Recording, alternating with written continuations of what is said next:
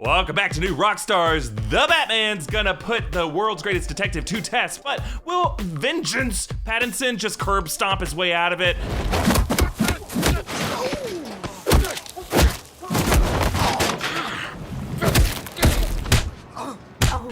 This is the big question. This is my Coors Light, I promise. Yeah, we'll put that in post. Oh, John, enough. Taste the Rockies. We put too much on John. Yeah, John, I need you to CGI this out of my hand, make my hand look open, and then put the can in. The Big Question is a podcast that gives you too much information about how Batman's detective work is actually not at all what you'd want a detective to do in real life. I see you like cutting the eyes out of photos of women. My son is a big fan of that too. And what's going to happen when a Zodiac-style maniac actually makes him use his brain. Yeah, I'm excited. The world's greatest detective that gets his the people he's supposedly protecting very injured or kidnapped or put in cases of peril. Or just half of them perfectly burned right down the side of their face. Yeah, so a very asymmetrical burn seared perfectly down the center. Absolutely. I'm Erik Voss. Here with me to analyze Batman's detective work is upstate New York's 10-time prosecution sidestepper, Tommy Bechtold. That's right. If the Zweigel's white hot dog does not fit, you must acquit. That's a very regionally specific... That's the Rochester equivalent of... That's right. Well, Matt Reeves' The Batman film appears to take a cue from detective noir stories like Seven, Chinatown. Many are realizing that despite being credited as the world's greatest detective, when it comes to actual detective work, Batman's record is kind of a mixed bag. So, Tommy, our big question for you this week is the Batman actually a good detective? That's a great question, and allow me to become a detective and ask some questions like, what makes a good detective? Well, good detectives observe, research, interview, find patterns, are able to keep an open mind, follow the evidence, etc. They do their homework. This is not the detective I know from watching TV and films. My detectives just drink real hard, they beat people up, and at the end of the day, you love them despite them having no real family to come home to. Dead parents. And they also notice one little thing wrong with whoever the most famous guest star is, and then they solve the case. Like, wait a second, Jean Smart has a feather on her pillow, but she said she was allergic to birds. All right. Great job, Columbo. You solved it.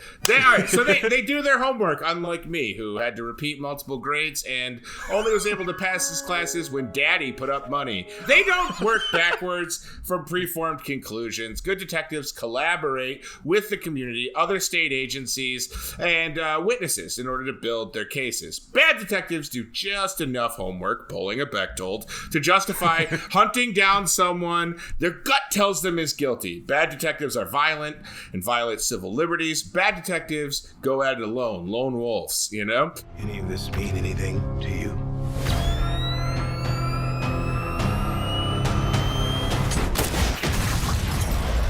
So what we're going to do today is we're going to review past cases of Batman's work, and we're going to grade him based on the true world's greatest detectives, the Scooby Gang. Mystery team. A+ detective work will be Velma. B will be a Fred caliber detective. C will be Scooby. D will be Shaggy. And wait, so Scooby's higher than Shaggy? I guess that makes sense. That dog who can talk is definitely a better detective than a stoner who's constantly running away from everything. I found some candles. That's right. And by the way, Daphne's not even on this scale. So. Yeah, well, Daphne's useless. She just says, Scooby-Doo, where are you? And then gets tied up most of the time. And of course, receiving a failing grade is Old Man Jenkins. So I guess the worst detective is one who's trying to pretend to be a ghost to scare kids off of a property he wants. And he would have gotten away with it. That is kind of what a lot of Batmen are, is they wear masks and they use fear to scare people away from things. That's right. That's the world's worst detective. And they're always blaming the kids in their life, like Robin. I would have gotten away with it if it weren't for that damn clown. If it weren't for... And Damian Wayne. My son. All right, so first case. Dun, dun, dun, dun, dun. That's the People's Court music. Is Hush. Hush, which was a 2002-2003 comic series and a 2019 banger of an animated film. Many people believe that Matt Reeves is going to pull from the Hush storylines for his upcoming movie. So the mystery being solved is a man with a bandaged face is masterminding and manipulating all of Gotham's villains in a plot against Batman. So, what are Batman's detective skills that he puts to use here? Well, Batman smartly observes the out-of-character behavior of Catwoman, you know, bad gal that makes him a little horny. So he finds clues, such as the fact that only someone with familiarity with the Batmobile could shoot out its tire. That's the weak point in there. Most of the time, you can't really shoot those out, but there is like one access point, and he notices that. That's a little weakness in the Death Starry, but we're not gonna say that they stole from Star Wars here. So he doesn't let his notions blind him too much from the truth. He does sometimes get a little off track in this saga, but he's also suffering from a brain injury for much of it. And as someone who received 2 concussions from football, it's hard to remember stuff once you get hurt in the head.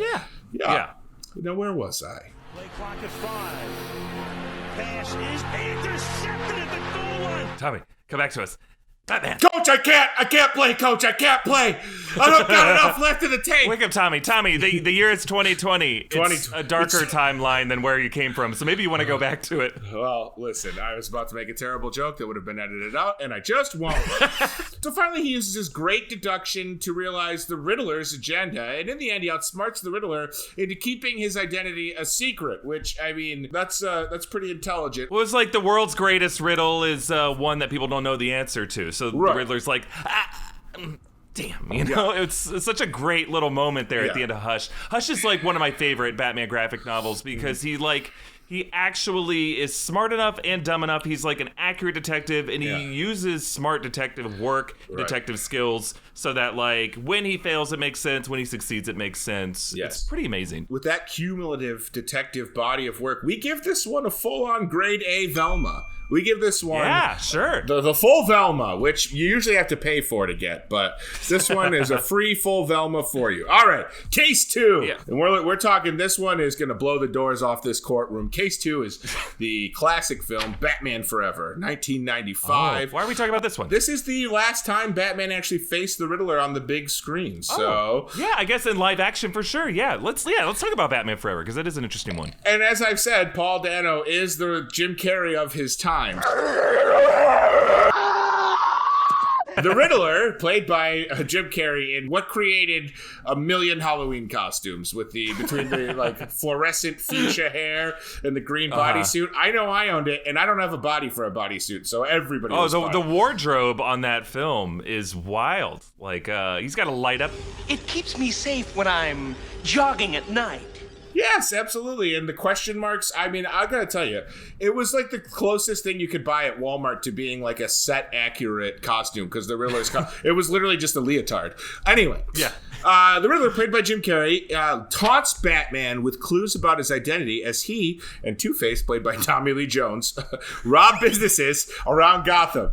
At the same time, Bruce's former employee circulates the brain-draining Vox around the city. So, yes. Okay. So, yes. You know, it is interesting. Looking back on that movie, the point of the clues was to just screw with Batman to be like, can you guess who I am? Mm-hmm. Like, it directly contradicts what the Riddler, Edward Nygma, is trying to do with, like, learn all of Gotham's secrets through his, telecom tech. Yeah. Bit self-destructive. It is more of a like stalkery thing. Like he just wanted to be noticed by Batman. All right, so in this one, let's look at his detective skills, and they're not great. Batman is a passive investigator, waiting to respond until the Riddler delivers clues directly to him, literally into his mansion. I guess that's true. He doesn't really go after him. He just kind of is like, another crime scene. Oh, thank God, there's a clue here. The riddles are relatively simple. I remember solving them as like a teenager, or I don't even think I was a teenager at this point. Batman deduces an easy-to-find numeric pattern that translates into the Riddler's name. By the way, a good detective would have made the Riddler-Edward Nygma connection weeks earlier, and by then, it was too late. The damage had been done. And that alphanumeric thing was bizarre. Like, it honestly felt like Eric Cartman putting the numbers together to make everything 9/11. Like, 18 is R, M-R-E. How about Mr. E? Mystery. And another name for mystery? Enigma. Such an insane sequence. 2 minus 1 is 1. 1, 1, 11. 2 minus 1 is 1. 911. And there are 9 members on Silverstein's board of directors. That's 911. 9/11. It was cool in 95, and now looking back on it, oh, that's why QAnon exists. Yes, exactly. And by then, he had already killed my dear friend Ed Begley Jr., so it was too late to save him. And if you kill Ed, you crossed me, and that's just simply a line too far. We're giving Batman, for that death alone, we're giving him a D, which is a registered Shaggy. Raggy. Yeah, it makes sense, because you gotta imagine Val Kilmer's approach. While he is a very smart Batman to that world, his investigative work seems a bit stoned. It seems like he's not really trying that hard. He doesn't seem like that eager to solve and sleuth out the case. No. He's not a very good detective in this story. No. Case number 3. This one's a classic. Aren't they all, though? But this one really is. The Long Halloween, 1996 to 1997 comic series is another great comic storyline that people are thinking that Reeves' film might be taking elements of for its story, or inspiration at least. So the mystery is the holiday killer has a new victim every major holiday. I mean, are we including like Secretary's Day here? I don't know. It feels like it's National Dog Day once a month, by the way. Side tangent. They should only get one day. Marking the deaths with festive decorations and leaving behind a .22 caliber pistol with a rubber baby bottle nipple as a silencer. Notable mob figures are usually the targets of the holiday killers. Yeah, one of the more interesting villains that we've seen in Batman comics. An interesting gimmick for sure. A bit ahead of its time. Yeah. And the baby bottle thing is just such a fun thing, because it's a literal silencer for babies, like shut them up. Crime, but it's like a silencer on the gun. So there's like a lot of layers to this. It was just really fun to read in the comic. Okay. So this was one of the first times we saw Batman do actual police work alongside Gotham PD and the district attorneys. It was pretty grounded. Also, many city authorities are painted as corrupt in this one, which has become a huge theme in Batman, both TV, the Gotham TV show, and comic books since then. I feel like there's almost always some corrupt elements. Batman interviews the Calendar Man to get Hannibal Lecter-style insight. So that was a really cool sequence in that.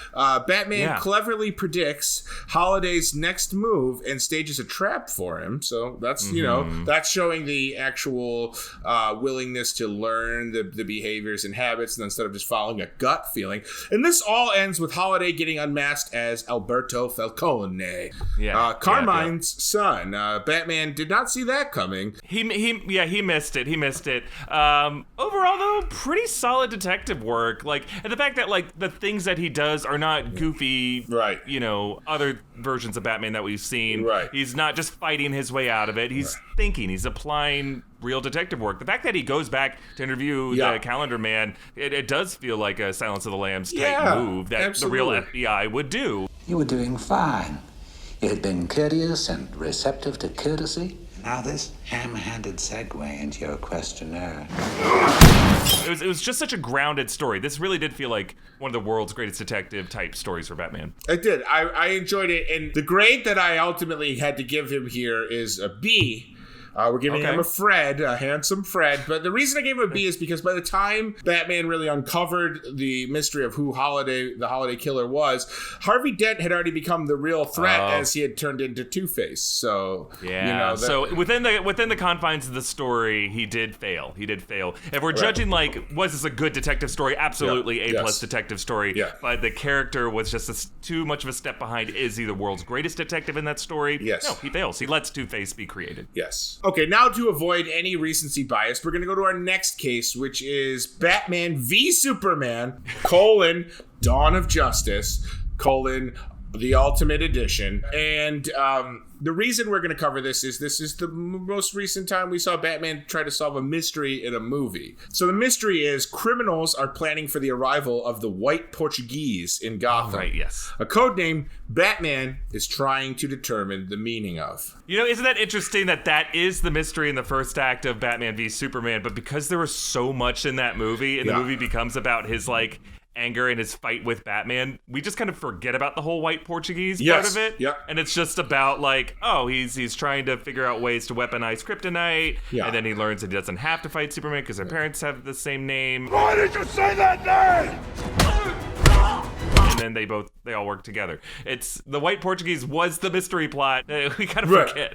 Right. Well, I'm sure if we just give Snyder a few more cuts at it, he'll be able to weave that in a little more seamlessly. And that would totally be worth our time to petition for. Anyway, let's take a look at the detective skills that were put on display in this movie. Batman tortures low-level gang members by burning a bat brand into their skin to get information. By the way, with a proper civil lawyer, if you actually had a lawyer that would file a petition, I believe that Bruce Wayne could be bankrupted by this. If they could tie Bruce Wayne to Batman and prove that he branded them with, if they could figure out that the technology that was used to brand them, even if they don't figure out that Bruce Wayne is Batman, but that it was something from Wayne Tech that branded him that way, I think they could take Bruce Wayne down financially for this. Yeah, absolutely, for negligence. Yeah. It's kind of like how people would sue gun manufacturers whenever a shooting would happen, there's probably a judge who would hold Wayne Corp in negligence for that. Absolutely. Because today is a day for truth. I believe you. So, and as a result of them having those brands, they get killed in prison, which he shrugs off and says, "We're criminals, Alfred." That's right. He doesn't really care. Basically, the all lives don't matter of Batman, nihilism. So, when he learns that the White Portuguese is just a beautiful boat, he pursues the criminals, shipping the cargo in a deadly chase, which again, he doesn't really have any regard for human life in this movie. He works alone. He refuses really anyone's help other than a very snarky Alfred, who really looks like he's more annoyed that he has to hang out with Batman and Bruce Wayne than anything else. This is just maybe a Jeremy Irons, delivery thing. Because I love Jeremy Irons, but he definitely... Jeremy Irons is fantastic in that movie, but yes, I agree. Yeah. He definitely feels more like year 15 of a marriage between the two of them, and they're just like, I don't even like to look at you anymore. I don't even like the look on your face. When you breathe, it bothers me. When we would lie in bed together, sometimes I would look at you and see her and just feel so gross. I felt repulsed when you touched me. You're a slob. They're definitely sleeping in separate beds. Absolutely. I mean, one might be sleeping in a cave for all we know. So anyway, like I said, he's working alone, and then he steals the cargo from Lex Luthor, the Kryptonite, in order to build a weapon of mass destruction and take out Superman, literally the savior of the world. Look, I guess you could argue that this Batman is not based on the world's greatest detective Batman. He's based on the Dark Knight Returns Batman, who is just like an angry old man who's trying to kill Superman. Makes sense. Yeah. But why include the detective plot at all at that point in the story? So honestly, the better investigator in that movie is Clark Kent, because in the Ultimate Edition, we absolutely see him do some interesting investigative work, and we see him. He's the world's greatest detective of Batman v Superman. Yeah. But yeah, for sure, the Ben Affleck Batman, we don't really get to see him do a lot of good detective work in the DCU. So obviously, if you haven't figured out by the shredding we just gave this, his grade is a old man Jenkins. He is an old man. Yeah, he is the old man Jenkins who's scaring the shit out of everyone. Yeah. He's kind of the bad guy of the story. And I would have gotten away with it if it weren't for you, Lois Lane, and that meddling Jimmy Olsen that got assassinated in the first 5 minutes of the movie. Yeah, he's good in other ways. He's an awesome Batman to watch to crush people's skulls, and he's kind of fun. Ben Affleck does a great job playing like the smug, just kind of shit talking Batman to Superman, but he is not a good detective at all. We should not be taking any lessons learned from this Batman. This is the Batman she tells you not to worry about versus the whatever that meme is, the man she tells you not to worry about. This is the Batman we tell you not to worry about. Anyway, case number 5, we're taking it back. We're taking it way back to Gotham by Gaslight. Not only written over 30 years ago now, but also taking place in a bygone era. This was also adapted into a 2018 animated film. Yeah, that's right. They loosely adapted it into kind of some similar plot points, but the final reveal was different. And this also was adapted into a conversation piece on my bookshelf, which is my most frequent, can I borrow that? What is that about? Followed by me telling them what it's about, followed by them going, I'll just borrow the Killing Joke again. So anyway, the reason we're going to talk about this one is with Reeves' Batman having Zodiac parallels, this is Batman's most famous run-in with a real-life serial killer, Jack the Ripper. So the setting for the mystery is this. It's an Elseworld, Victorian-era Gotham. Gotham. Jack the Ripper has arrived and is murdering young women. Many believe Jack to be Batman. Sure, and Batman is tried and convicted for the crime. Batman must unmask the real killer in order to save himself and the still living women of Gotham who would like not to be murdered. It's such a great story. It's such a cool what-if thought experiment that it's really, really fun setting. Yeah. By the way, I encourage people to borrow it off my bookshelf. They just usually are like Victorian era. We don't like things that we can't visualize as a time when we were alive. Oh, it's like the perfect era, though. And like in the comics, it's, you know, it's exploring Jack the Ripper if it were in Gotham. But like in the movie, it ends up going to the World's Fair, which feels like it's based on the city of Chicago World's Fair at the turn of the century, which had like the most famous American killer, you could argue, H.H. Holmes. So it feels like it's like the coolest setting if you're into dark serial killer nonfiction. Absolutely. So, in the comics, Jack the Ripper ends up being Batman's attorney, Uncle Jake Packer. And in the movie, believe it or not, the Jack the Ripper is actually revealed to be Jim Gordon. Kind of awesome. Yeah, that's right. Yeah, he's got this cool monologue about like clearing the filth out of Gotham, and it has to do with like his wife driven insane. Insane. It's always the wives that that go insane that make men kill, isn't it? They're always doing it on behalf of their insane wives that definitely didn't ask them to. So, in the comics, Batman deduces that Jack the Ripper must have been a surgeon who worked with his father. The movie is a bit crazier. He only figures out that Jim Gordon is Jack the Ripper by relying on Selena Kyle, some luck, and a Houdini handcuff trick. I paid Houdini $300 for that trick. So going on our earlier standards of what makes a good detective and a bad detective, he does some decent detective work, but he also relies on the old gut feeling and a little bit of luck. This is like a very TV detective level mystery solve. So we're going to give him a perfect down the middle C, a Scooby C. Jack the Ripper? A Ree? Why a Ree? I want a Ray. You don't get a Ray, Scooby, you get a Ree. Case number 6, The Dark Knight Trilogy. 3 movies that came out in 2005, 2008, and 2012, all directed by noted director Christopher Nolan. I don't know if you've heard of him. These are considered by both me and Eric and a lot of other people the best Batman films. I'm just kidding. I'm not putting words in Eric's mouth. But they're I agree. I think they are the best Batman films. Is he the best Batman? No, but it's the best the best stories that we've seen yet. I completely agree. So what we're going to figure out, or what we're hoping to see is will Pattinson's Batman be a better detective than Bale's Batman in the Nolan verse? Okay, well, what's the standard? How good of a detective was Bale's Batman? Swear to me! Bale's Batman was, I would say, detective work-wise, he certainly used his relationship with Jim Gordon. Like, he worked with the Gotham City Police Department, and also subversively against the Gotham Police Department when him and Jim went rogue. But, like, he definitely worked his best when he worked with others, right? Like, the Bale Batman definitely embraced the team spirit. The tech and resources were off the charts for him. I don't remember a lot of gut instinct. You know, he seemed to be kind of by the book, right? Like, he had a code that he repeated to Selena Kyle. No guns, no killing. He was kind of a rule-abiding Batman. Yeah, and Batman Begins, or in 2 of the movies, he had to deal with the League of Shadows, and both times he does not see the League of Shadows coming at all. Right. I would say in The Dark Knight, the Joker ends up kind of winning, right? Like, he terrorizes Gotham, and Batman kind of has to become the villain by the end of that film. He's super heroic. I would say that is true up until the point that he chooses not to kill the Joker, because that is clearly the outcome the Joker wanted, was the chaos. He knew that if he could get Batman to kill him, in my opinion, how I interpret it was, if Batman decided to kill the Joker, then he would be forever lost as a hero. He would be, he would always be this kind of like ruthless. Gotham would never see him as a savior. They'd always fear him. So anyway, the detective skills in Batman Begins, Batman is completely blindsided by Ra's al Ghul's return and relies on Lucius Fox's antidote. Yeah, Lucius is kind of the hero of the story. The story there. Absolutely. And I think that might have been deliberate, as that's a kind of a character that people were less familiar with, that was going to be in all 3 movies. So I think having him kind of, put the hammer down in the first one was like maybe a deliberate thing by a far off vision by Nolan to be like, we're establishing Lucius Fox as a like pillar of these films. So in Dark Knight, he cooperates with Dent and Gordon. He uses smart forensics to track the Joker, but he does violate civil liberties to extradite Lau and beat up the Joker in the interrogation room. So you can't do that. That is, he does lose his cool, absolutely.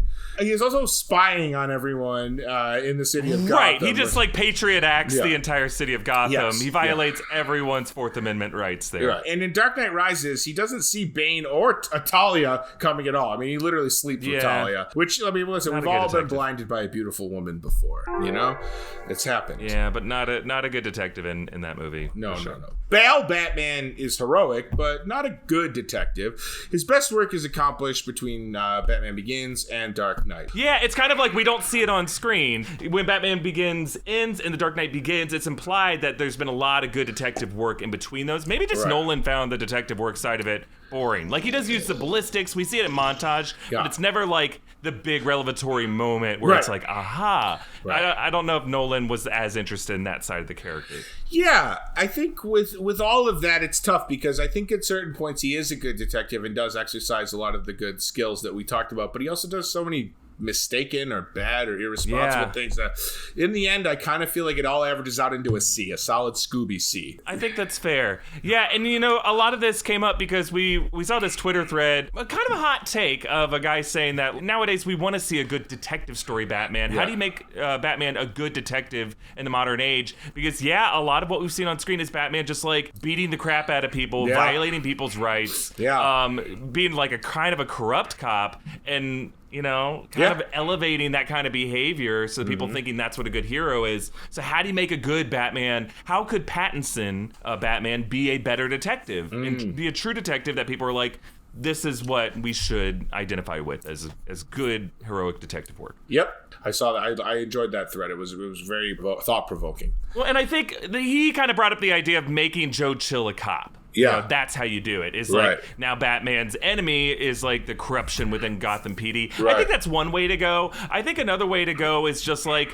I mean, Nolan started to do a bit like how, you know, Joe Chill got off. Right. And it was like an example of the corruption of the criminal justice system. But I think if they lean more into that and really show how the Gotham PD are kind of like not helpful in this process. Yeah. And also, it seems like this Batman film is going to explore how the Wayne family has played such a huge role in the corruption of the city. So it seems like they're already going in that direction. And they're going to have this Jeffrey Wright Gotham PD series on HBO. You know they're going to explore issues of like police brutality and corruption. Like, there's no way HBO is going to do this story and not lean into those themes. No, they have to. I think that'll be really interesting and hopefully done. I have no reason to believe that won't be done in a way that is compelling without feeling like it's exploitative. You know, and ripped too close to headlines right now. You know, that make us uncomfortable to watch it. So it's definitely going to be a tightrope dance, and I admire them for trying, for sure. Yeah, but it still looks like this Pattinson beats the crap out of people. Yeah. He got in way too many punches on that dude. So it's going to be a tightrope. They're going to lean to both ways of it. But I hope at the end of the day, this is a Batman that has some kind of like a reckoning with his own soul. I hope he looks inward rather than just like blaming society for being wrong, which is what Nolan ultimately did. Also, I'm starting to sweat like a bat symbol in the middle of my shirt because I turned my air conditioning off to not make a sound. So by the that's end, how all Batman begins. This is my Batman sweating again. his logo. Yes, exactly. A fear. It's a symbol. No guns, no sweating. All right. Well, thank you for breaking that down. I think we learned that Batman, as we've seen in the comics, could be a fascinating detective. In the movies, there's still stories to be told about how great of a detective Batman can be. But before we continue with some bite-sized questions I'm going to answer, we want to thank our friends at Coors Light for helping us make this episode. You notice I've been taking strategic sips of it for the past half hour. Look, the reason why we've been loving working with Coors this summer is we all have a lot of stressors in our lives right now. Work, hustle, family stuff, trying to keep from going crazy. Sometimes we just need to hit pause and take a moment to Joe Chill. But not Joe Chill, just this average Joe Chill. And when we do, we grab a Coors Light, and it is the beer that is literally made to chill.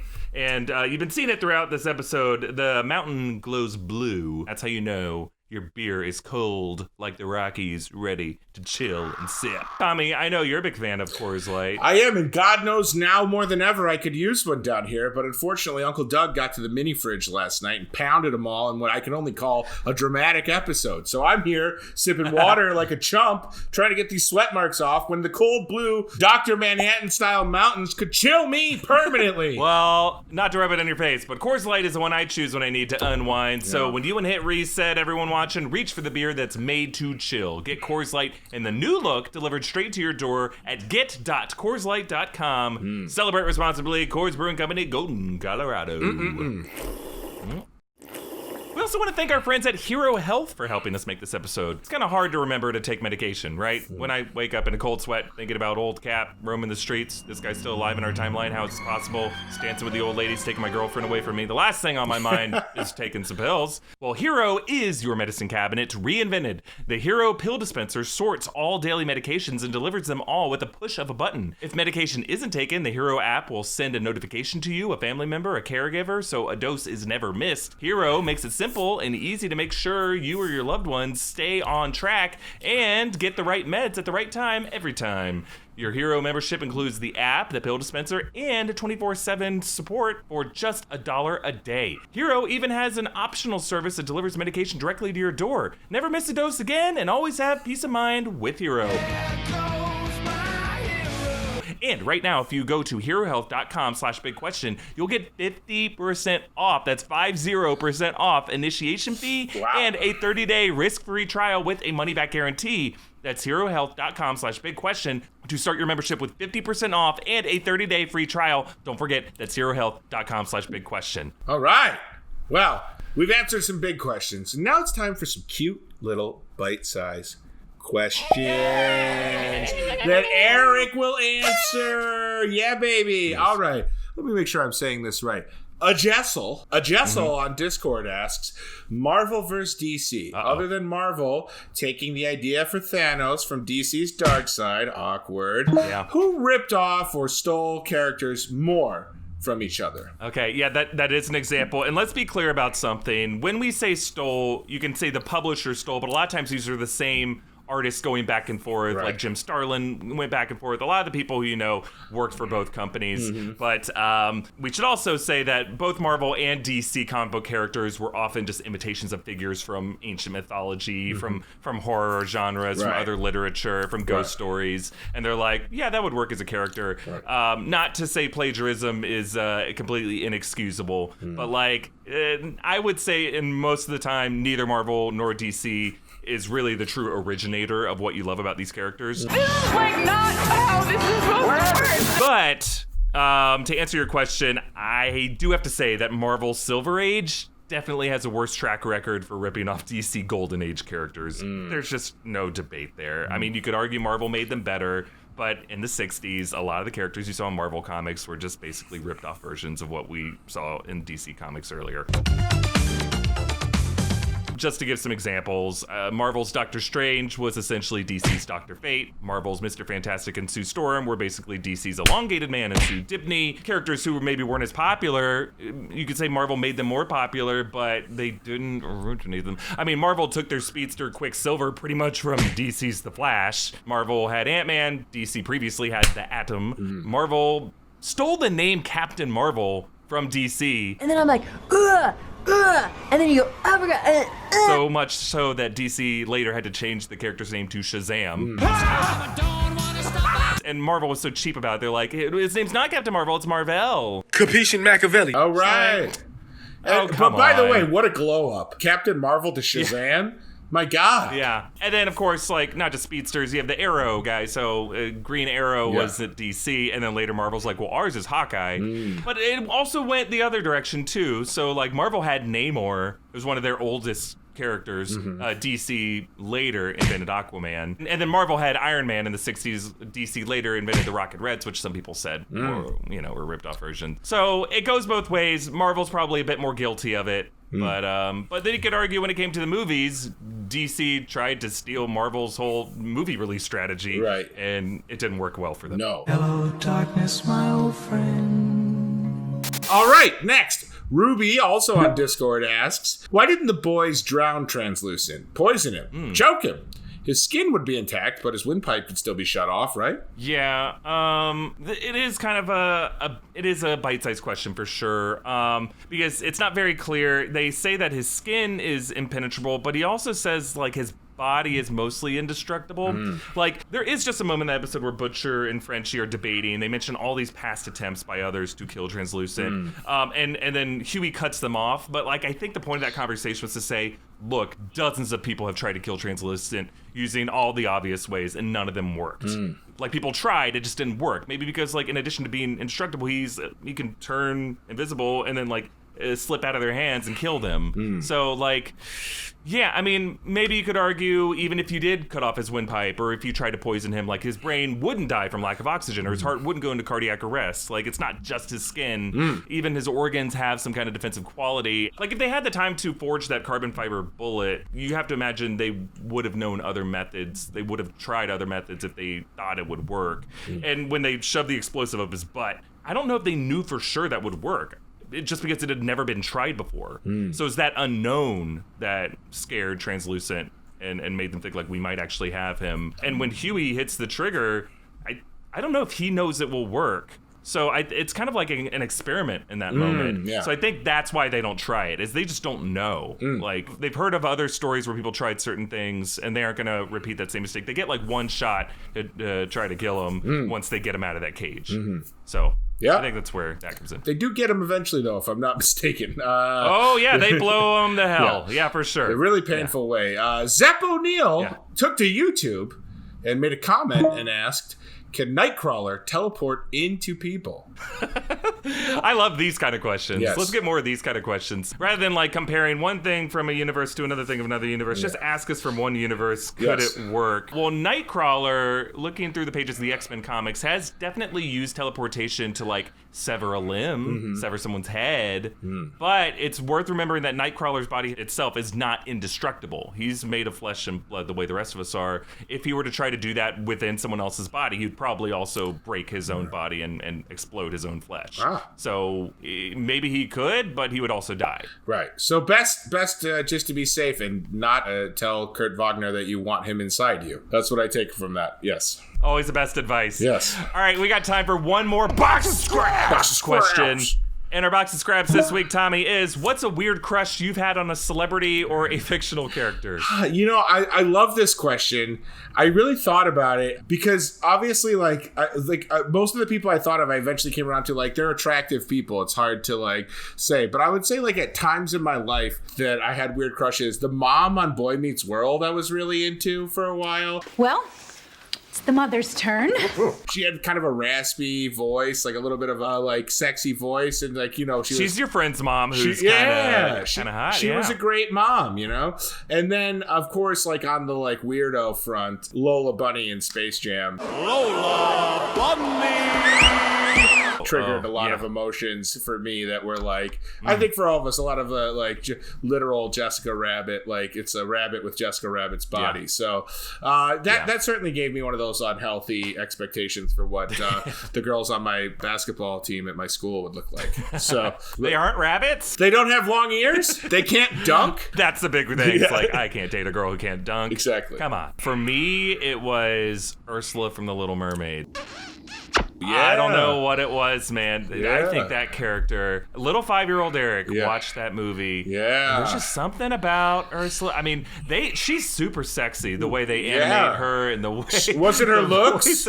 Divine's voice acting was just like her pretty face. Her pretty face. Don't forget the importance of body language. Yeah. She has that little moment where she's like, "Life's full of tough choices."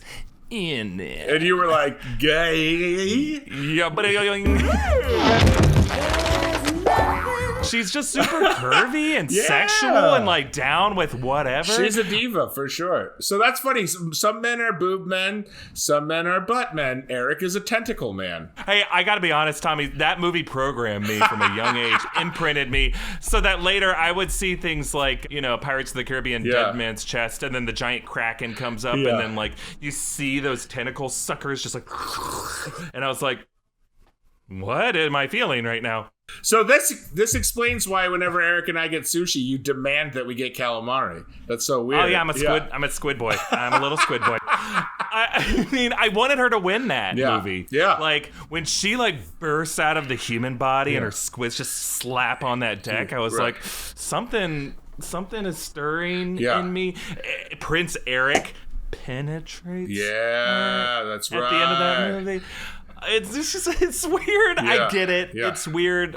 I wanted her to win, and she didn't. Hey, you know what? There's always sequels, right? Maybe she'll win in the live action version. Maybe the live action version will address that Ariel's supposed to be like 13 in the book. Yeah, and that's not okay. I remember summertime, I'd be playing in the backyard and jumping in our pool, and then I would look through the window and watch my sister and her friend watching The Little Mermaid, and I would wait for the moment where Ursula would come in, and I'd run inside and just stand in the living room and be like,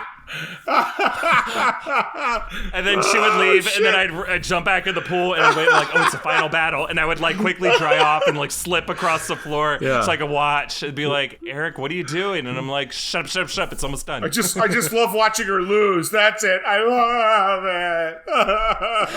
And then she gets electrocuted and her jawbone fills in her whole jowls. Yeah. It's like the fattest jawbone you've ever seen. There's so many weird things with the animation in that movie. She had some thick jawbones in that movie. She gets it. She gets it. She gets me. Yes. And I'll never get her. What an absolute unit.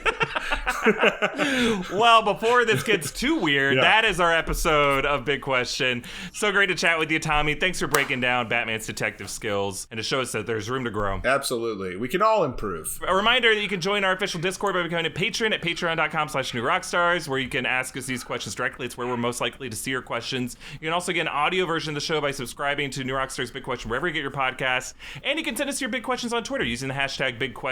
You can follow me at EA Voss, follow Tommy at Tommy Bechtold, and follow New Rockstars on socials. And make sure to subscribe, hit that notification bell, and we'll see you next week. Mwah.